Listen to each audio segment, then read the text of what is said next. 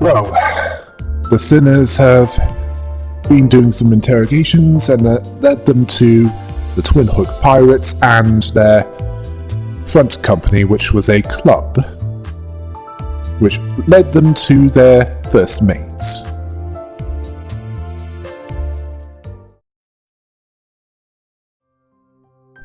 Then they met the first mate of the Twin Hook Pirates in the VIP room, a white-haired woman with what appears to be a flintlock pistol. Remarking on the mess that they've made out there, asking who sent them. A rival captain? Or are they bounty hunters? Gregor's asking if she's the boss there. She confirmed it. She was First Mate Smee of the Twin Hook Pirates. Seriously? Smee as in Peter Pan? They certainly like flipping gender expectations here, don't they? She heard that they wanted to see her, asking if it was for an autograph. Miss Salt told her that they were informed that she was second in command, asking where her superior was. Then she spoke of Captain Hook, that hat was drowning in bottles of fairy wine somewhere. Absinthe then. It's why she's pretty much running that joint while he's out of it. She then tried to justify the actions of the Twin Hook Pirates. The perfume business wasn't profitable, so they're branching out into kidnapping, seeing it as a purely business-based decision devised by her. Mersault understood that she had information that they seek. They're looking for a certain individual held hostage by them, demanding that she hand over information regarding where he is. Smee called the hostage a guest, and Sinclair didn't like how she put it. She then offered them a deal. Tell her everything that they know about Queequeg, and she'll see to it that the guest that they're looking for is safely returned, seeing him as a big shot, the team leader of LCCB. Although she didn't remember that part exactly. She then remembered that one of them was a friend of Queequeg. Ishmael was silent about this, and Smee demanded that they tell her everything that they know about Queequeg, what she's up to, who she's with. The last thing she said to them, all of it. Yeah. Another gender swap compared to the source material? Smee reminded them that she had the upper hand there. Ishmael wished that she could tell her. She really could. Then reinforcements arrived for Smee, and the two groups fought each other. Clearly Smee was big on diplomacy at sword and gunpoint.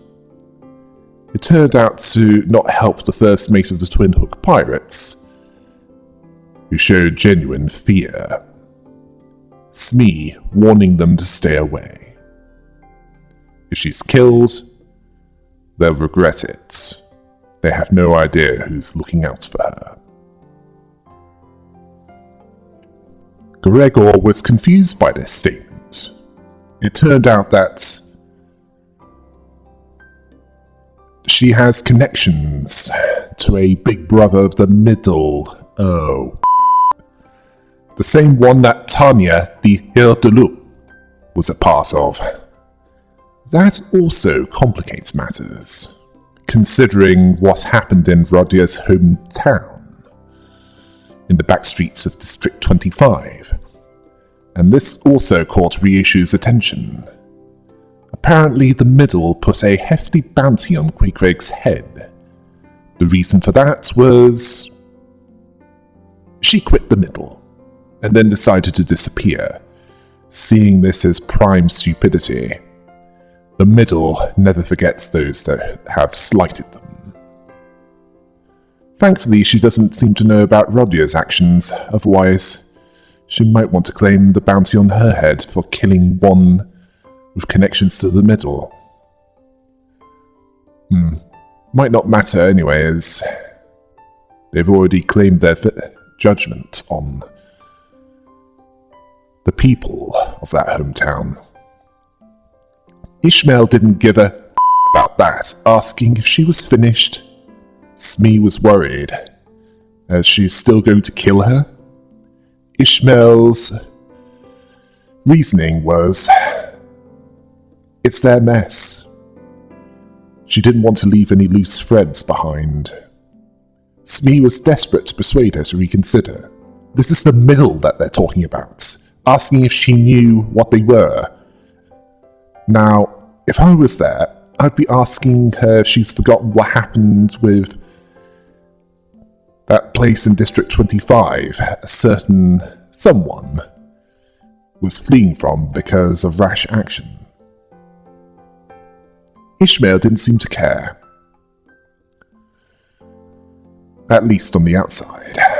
Smee then told them that the LCCB agent was in a shipping container with the living hostages, which was marked with a green triangle on the east side.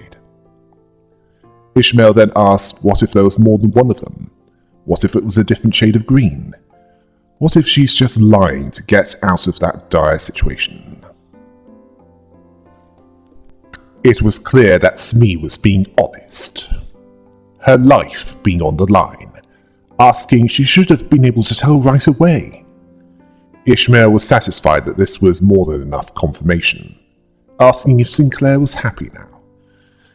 Sinclair was not happy at all about this situation, but Ishmael didn't care. She was readying her weapon, intending to use it to smash Smee's skull in. Yeah, she was considering using her mace to do that, although she did have an alternative weapon. Dante, remembering Rodya's backstory of how her killing one with a connection to the middle, without her knowing it, ended up causing more harm than good. They told her to wait, as killing one with connections to the middle would cause them a lot of trouble, telling her to head back as they know where the hostage is now. That's good enough. Ishmael didn't feel the need to convince them, telling them to get out of her way. She didn't want to waste any more time on that. Smee told her that killing her would be a waste of time. Ishmael disagreed, having a look that told her that she can't be reasoned with regarding this. Dante wanted her to stop. Ishmael told them that she can be pretty fast. She wasn't at her best right now, and when she swung her harpoon arm, ready to strike at Smee, and before Dante realized what they were doing, they leapt in the way, taking the harpoon, preventing it from penetrating Smee. Ishmael was alarmed by this. Utis more so, likely because she'd have done so in Dante's place, if she knew what they were going to do. Ishmael asked if Dante was insane. Utis considered Ishmael to be the insane one here. She harmed Dante, asking if insubordination wasn't enough. Smee saw this as the smart choice, and to be honest, I agree with her on this occasion. They have enough problems to deal with as it is. The last thing that they need is one of the fingers hunting them down wherever they go.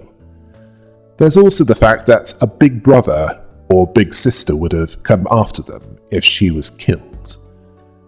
Then Dante remembered when Ishmael took the decay ampules for them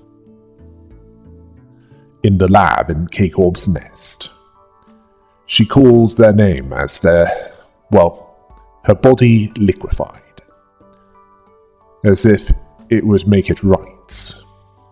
Ishmael asked if they just took a harpoon for that.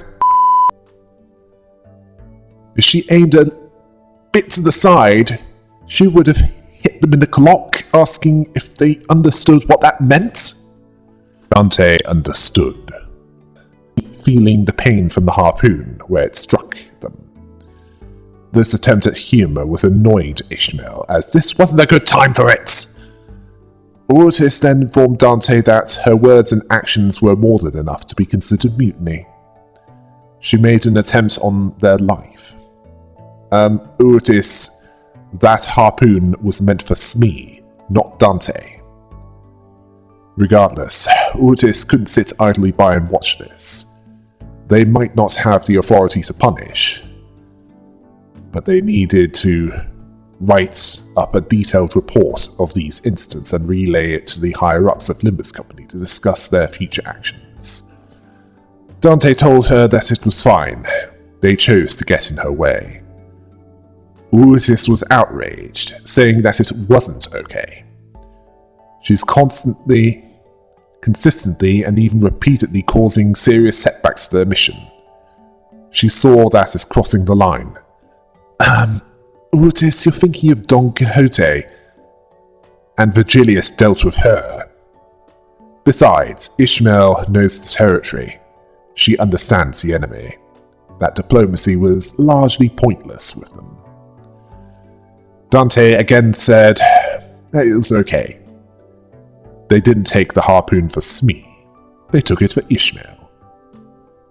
This puzzled Ishmael, asking since when did they become a humanitarian? They never had to dirty their hands with a drop of blood, not even once. They sat back and ordered them to fight, and now they're telling them to ease up on the murders? What were they thinking?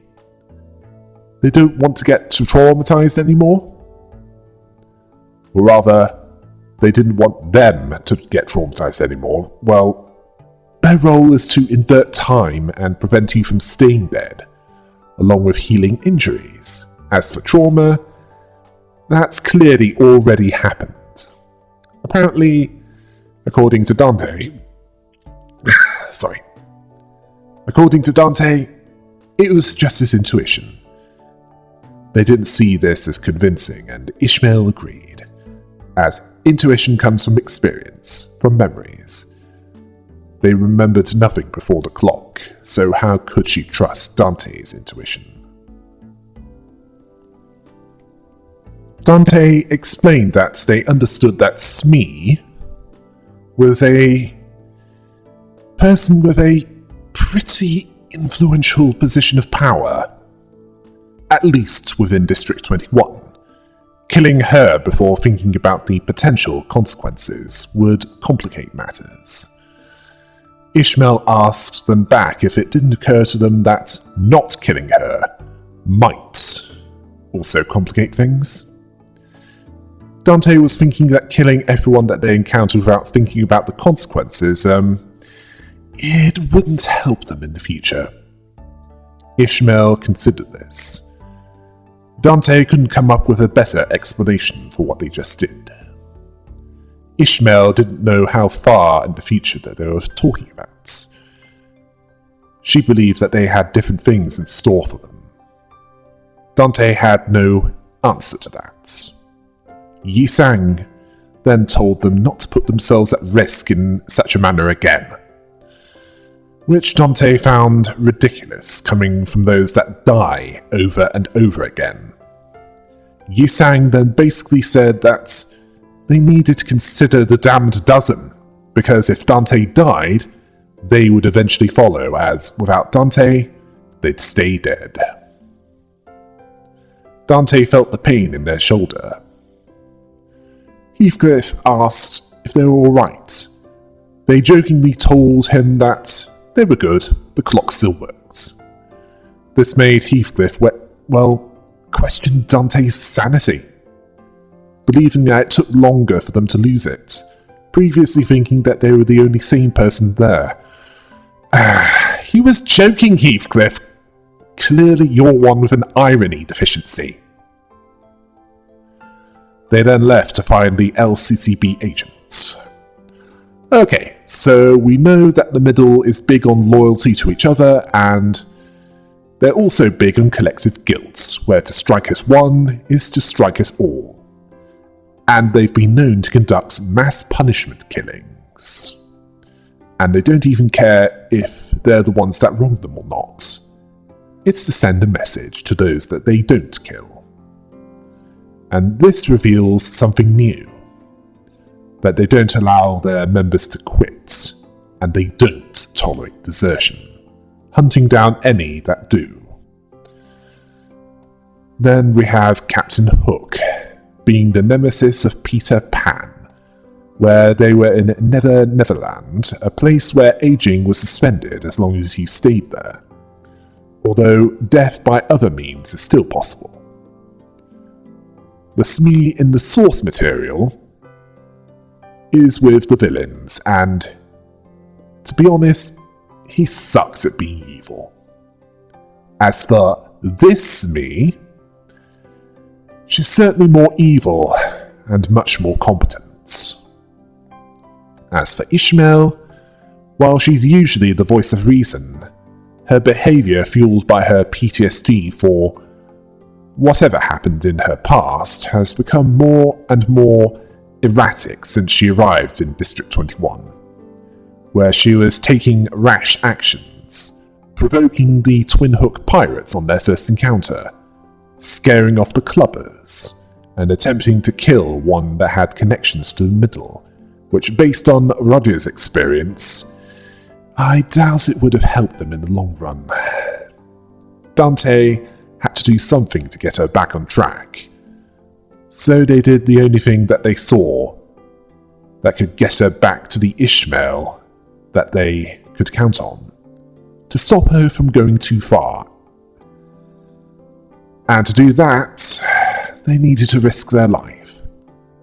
I suspect that it would need Virgilius to complete that course correction, but what Dante did was likely the start of that. They arrived at the hideout of the Twin Hook pirates, and then Dante asked if all those shipping containers are full of people. Although they didn't say the last word of that sentence. Gregor agreed with them, but they shouldn't linger on that. Dante tried not to speculate about what terrible things the pirates might be hiding in the mountain of shipping containers. Then a shouting thug that wore the colours of the Twin Hooks found them and asked how they found that place. Roger then told him that they were checking out the shipping container with the green triangle over there and they'll be leaving. Dante didn't believe that their enemy would be convinced to just look the other way, so they ordered the damn dozen to take them out before anything worse happens to the LCCB agents that they're there to save. After wiping out the Twin Hook pirates in that area, Ishmael then located the shipping container that hopefully contained the LCCB agents that they were there to rescue. And it turned out to be one that seemed like a rookie to his job, as he acted a lot like Sinclair. He thought he was boned, almost crying as he said this. Ishmael had a look that said, "Is this a joke?" This agent wasn't a team leader. He was pilot, LCCB Preliminary Observation Unit 3, Assistant Manager. This confused Ishmael, as the pirates said that they captured the LCCB team leader. Pilot was offended by her obvious disappointment. Regardless, he thanked them for saving his life. He heard many stories about them. The LCB. Dante asked what kind of stories. Likely stories of general incompetence that somehow works out in the end. He was happy to meet them and revealed himself to be a fanboy ever since he joined Limbus Company. He then noticed that they were looking at him funny. Gregor mentions that there was a whole mess with someone else who claimed to be a fan. Yisang, remembering Dongrang and him trying to recruit him.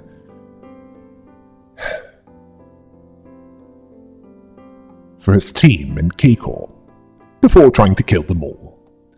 Thankfully, Pilot had a message to deliver, so he wasn't wasting their time. The message was, "Hey, I bet you guys are chaotically running around somewhere in Ucorp like headless chickens and messing everything up."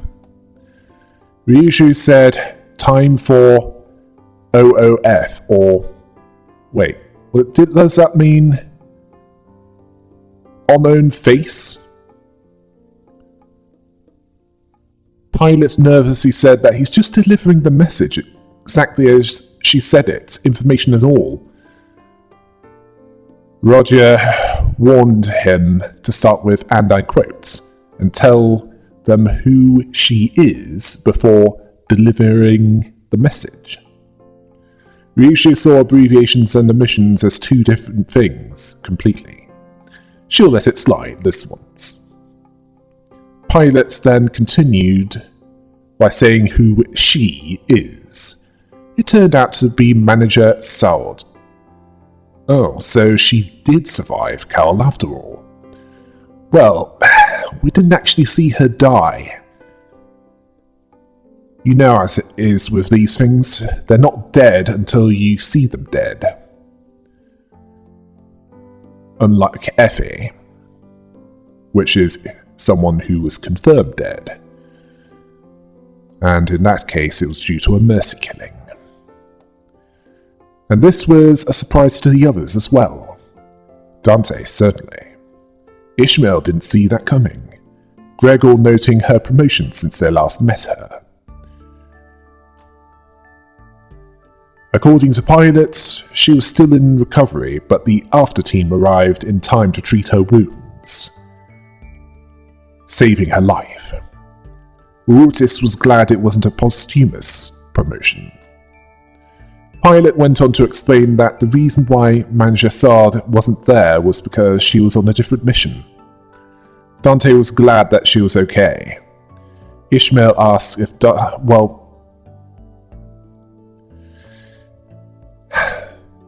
about Saad's condition. Pilot confirmed this, although while she was okay, it wasn't the smoothest of recovery. She was healthy enough to eat and hold a lengthy conversation. Ishmael saw this as great. She was asking because she lost her partner right before her eyes. Sinclair was troubled by this. Pilots noted their reactions and then took out a piece of paper that was old and folded and read from it. "This is a reminder to all LCCB employees. We, the Before team, are assigned the paramount task of clearing the path before anyone else does. Every blooded step, every flesh given becomes another stepping stone for your fellow Limbus Company employees to follow into the future." Which is corpo speak for, "You are all a load of canaries in cages that we send on suicide missions to make sure that it's safe enough for those that we actually give slightly more of a about." As for what he read, it's the first line of his new hire training guide. Do they use it as toilet paper? As it certainly sounds like a load of... He's actually proud of the sacrifices they're making. Ooh, he's a rarity among them. Most of them are there for some quick money before leaving. Quitting, rather. He's actually an idealist. Then again, he's a rookie who doesn't know any better. Maintaining that idealism in that universe is harder, although it is known to happen. I mean, just look at Kali, the Red Mist! Now, Ishmael shares my incomprehension of the situation. Yes, the situation that he's actually proud of sacrifice. Personally, those higher up are only capable of sacrificing their dignity. Roger noticing how this was going, so she dragged Ishmael away from the range of hearing of the others, saying that she wanted sardine whale-flavoured ice cream, as well as her.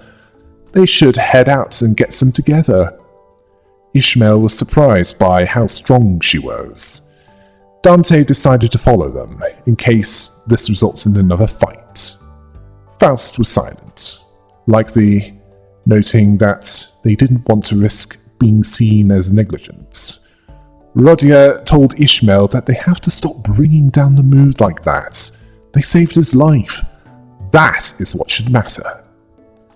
She understands things are a bit rough, but she needs to be more patient.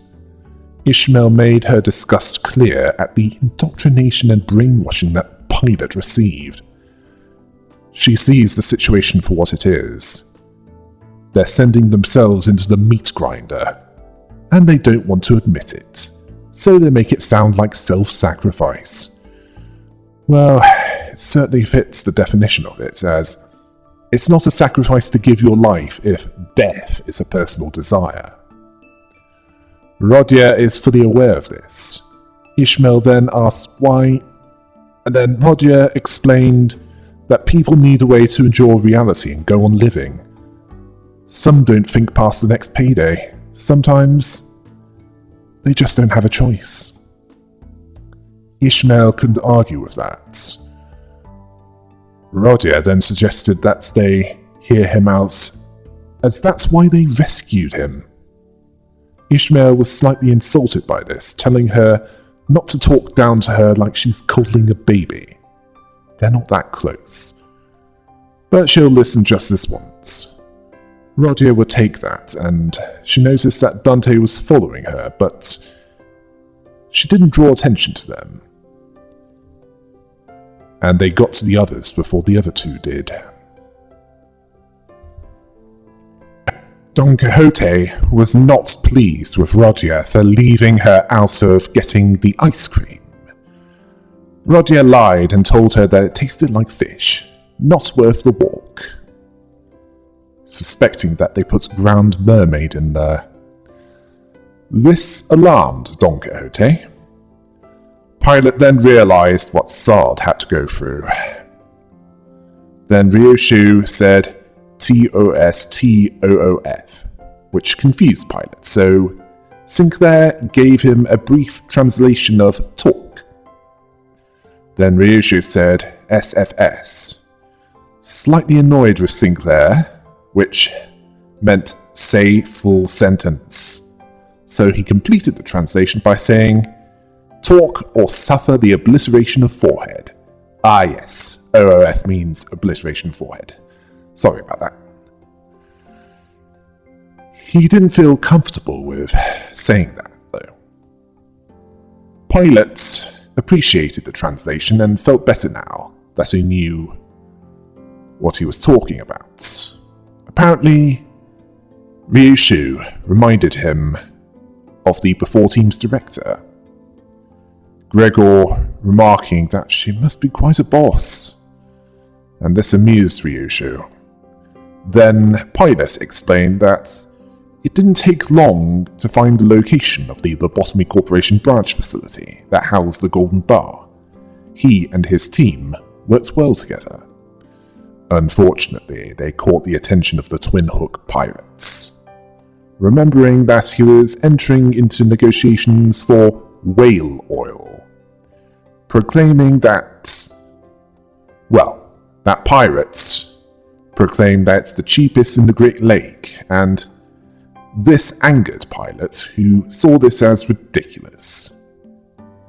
That whale oil of dubious origin is worth how much? Roger understood why they attracted their attention, as he practically antagonized them to their faces.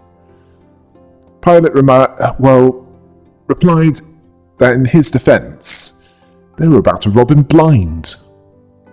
Gregor thought that it'd be better to pay a bit of money for some intel. Pilot then continued with his story. They were thorough with their search and found the exact location of the branch facility. Faust asked if they found the Golden Bar. They did. they found the fabled, not bright yet not too bright golden light. And now he knew what that meant. It was an incandescent glow, even from deep within the branch ship. Unfortunately, as they were going to leave and write the reports, the Twin Hook pirates were behind them. The Before team's job was to confirm that the golden bar was there. They were fortunate that they didn't encounter abnormalities or get wiped out in the attempt. They were about to leave and consider the mission a success. That was when the Twin Hook pirates revealed themselves and captured them. Yes, captured them. Gregor figured out that the pirates followed them there, and pilots told them that team leader Haru assured them that nothing was off and interruptions from opposing parties happened all the time. Well, that assessment turned out to be hopelessly optimistic. Then Smee told them that she didn't really care what they were doing all the way out there on that ship, but the gentleman that she was with was interested in their business. So she tagged along, asking this man with her if there was any other objections. It was clear that the encounter with this man was enough for pilots, and indeed the rest of the Before team, to require a change of underwear.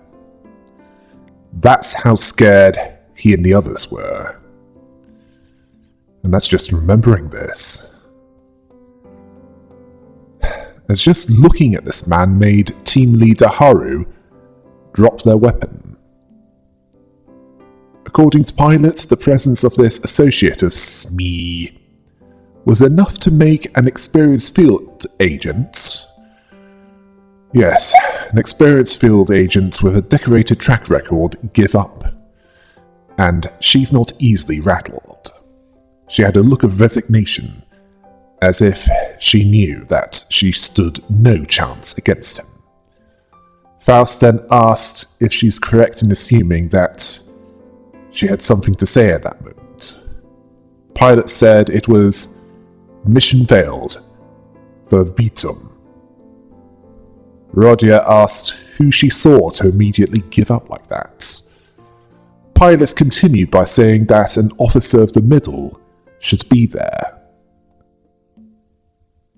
Again, verbatim.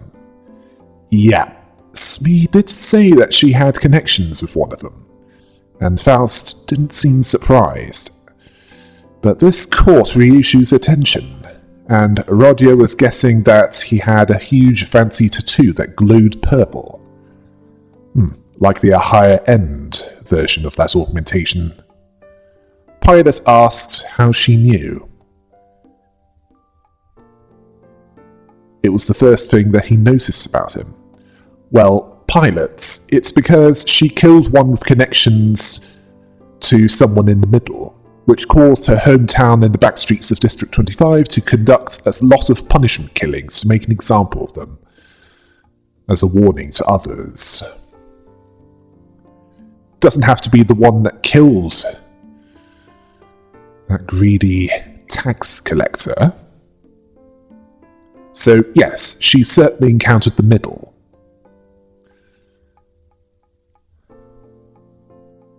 Until Haru dropped her weapon, pilots thought they had a shot. Unit 3 had some impressive names with them, implying that they're some of the best in the Before team. But Ryushu knew better. She knew that they stood no chance, not with their level of weaponry. Pilot doesn't recall much after that, and when he came to, he was on the floor, face down. At first he thought that he'd gone deaf and couldn't hear anything, like when there's ringing in the ears occurring when a bomb explodes too close. That wasn't it. It was his team shouting and screaming repeatedly, which combined into something incomprehensible that he couldn't register. Sinclair understood somewhat. Pilots then recognized a deep rumbling, echoing under all that noise, a bizarre, terrible rumbling that sounded like it was echoing from a place far away from that branch facility. It came from something big, with loads of things sticking out of it. Ishmael understood what he meant, asking about it anyway, to make sure. Pilots compared it to be almost a distant explosion. Others were picking that up as well. It was enough to make the pirates nervous. In fact, it even made the big brother of the middle nervous. He couldn't keep his composure. Roger knew that the big brother was a big fish looking out for the pirates, which is unlikely to be sent for small-time operations. Pilots confirmed this. Ryushu then implied that she's had some encounters with the middle herself, finding it amusing to think about, wondering how those fools were doing. And honestly, based on what little I know, I wouldn't be surprised if her background story involved flipping off all of the fingers in a short time. Possibly inspired by Roland, the Black Stain, who wiped out 50% of the middle in the south of the city, who likely rebuilt their numbers by now, and cut through many of the Romanos cartel, a subsidiary of the Thumb. Although, to be honest, if he had this, even the suspicion that the other fingers might be involved, that's the index, the ring, and the pinky, if he suspected that they were involved in the death of his wife, he'd tear through them as well. The big brother that was there ordered that only the high-value hostages be taken, and that they're leaving now. The large thing with things sticking out of it was one of the 5 calamities. The middle understood that when it got to the branch facility, they shouldn't be there. Because if it caught up with them, they'd all be dead. If that happened. Pilot then mentioned their team leader. Before he was out cold, she stuck her employee card badge to his chest when the pirates weren't looking. It wasn't clear why, at least at that time, but after thinking about it, it was to make him look more valuable so they would take him and not leave him to die. Someone who was just a rookie. Gregor summed it up that every LCCB agent was either injured or unconscious. Now, Heathcliff might not be the brightest of the damned dozen, but he understands how bad it is. The middle are involved in this for no clear reason, and there was this calamity that even that bloke from the middle was scared of. Faust then asked Pilot for the coordinates for the branch facility. Pilot then provided Faust with a piece of paper with the coordinates. He was proud that he was able to hide it from his captors. Everything she needed was on that. He was glad to complete his mission, even if it didn't go as planned. Faust was silent regarding this, then Ishmael asked if there was anything about the calamity that stood out. Pilot noted that it was pale, and I suspect that he's not talking Fester Adams pale, he's talking Pinhead pale. It was towering and pallid, and it rumbled in a way that he'd never heard before. It reminded him of U-Corp's singularity that... Yes, the tuning forks, when they combined stuff together. This satisfied Ishmael, hinting that this calamity was part of her unfinished business. Pilots wanted to tag along with them, to be their guide to the branch facility. Faust agreed that there was to be a joint operation with the LCCB when... where they were supposed to accompany them to the branch facility. She then asked what Dante's decision was. Dante thought about it, and remembering what happened in car, along with the branch facility in District 4,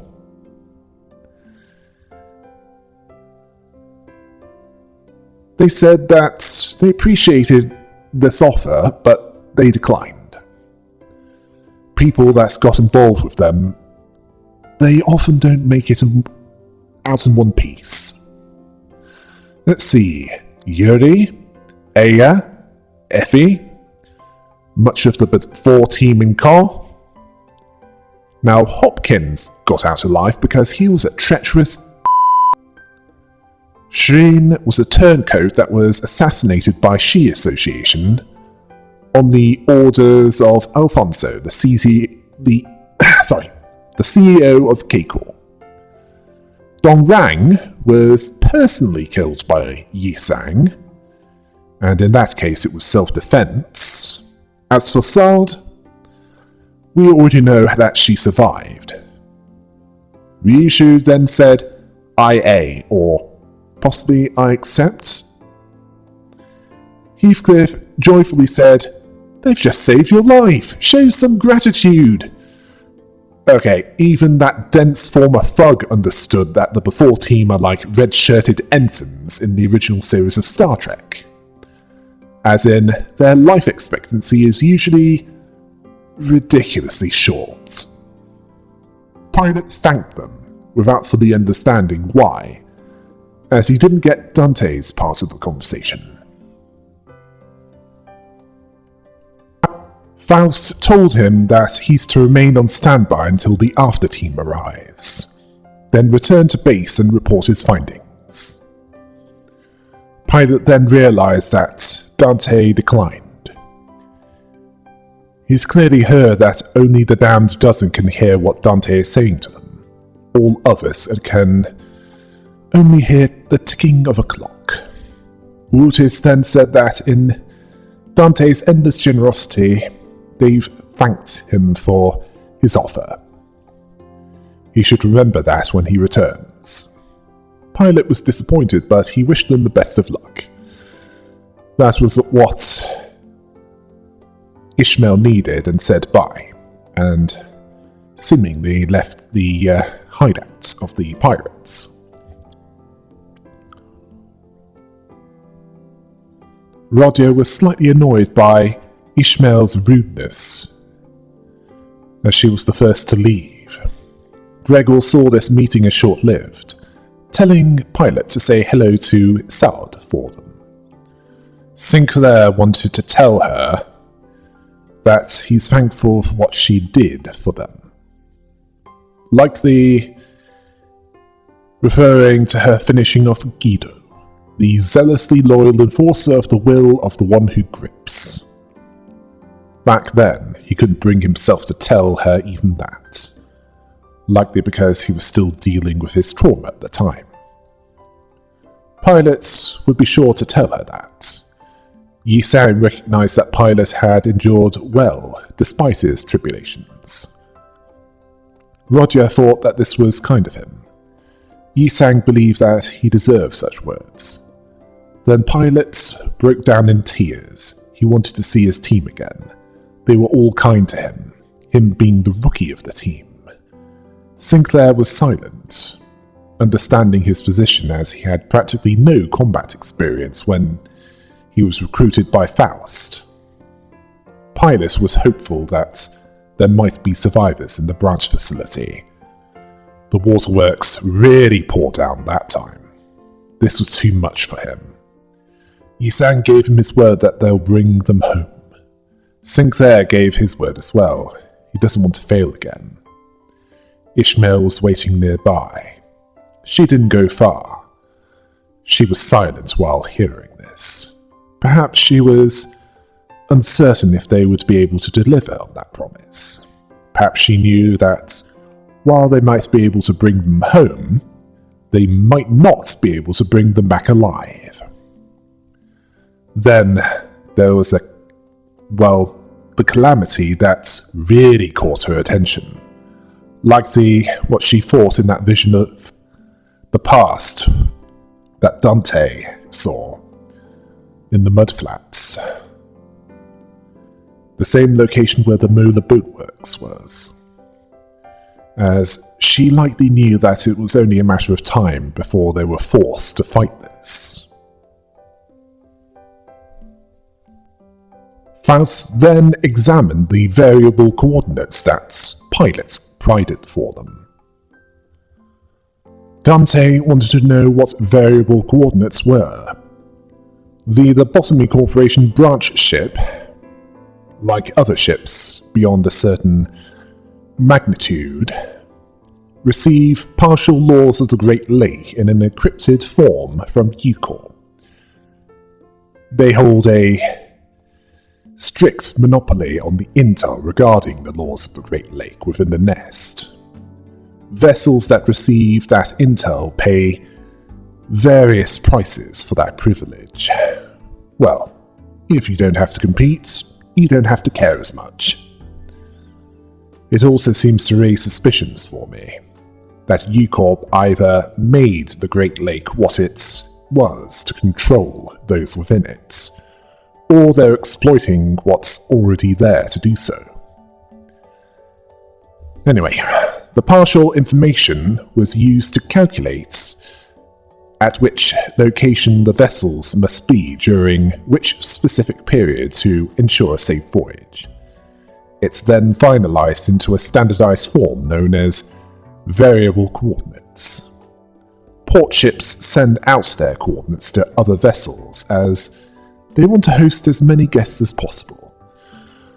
Well, it is a place of commerce, so that does make sense, doesn't it? As for vessels that prefer to keep to themselves, like the branch ship, they don't. Rodia compares the branch ship to a treasure ship, where there's a black market for those willing to pay big money for those coordinates. Faust was impressed by her deduction. She then continued that unlike normal coordinates, variable coordinates are composed of lengthy and encrypted codes. Vessels sailing across the Great Lake start by entering them into the automated navigation system, which makes the vessel follow a certain route that confirm the current location of that destination. Honglu summed up the big words to enter the... Well, the big words were summed up by they enter the info they got from pilots and they get to the branch facility. Ishmael commented that they're useless in the waters of the outskirts, beyond UCorp's borders. Faust confirmed this, but the branch facility was within UCorp's borders. The travel patterns of the vessel must be analysed, it can be analysed as long as they have the variable coordinates. Dante understood and told them to get a move on. Yisang and Sinclair understood. The others followed and they moved on from where they were. While Dante didn't get a clear view of Ishmael, they believed that Ishmael understood as well.